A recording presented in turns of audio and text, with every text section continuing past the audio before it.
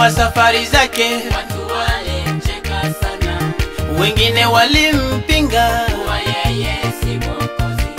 mwanzo wa safari zake, Watu walimcheka sana, wengine walimpinga, kuwa yeye si Mwokozi. bali mwenye Roho Mtakatifu alimtambua, kuwa ndiye njia, ya uzima wa milele. bali mwenye Roho Mtakatifu alimtambua, kuwa ndiye njia, ya uzima wa milele. kamfufua Lazaro, Maiti siku nne amelala, kawaponya vipofu, na viwete watembea.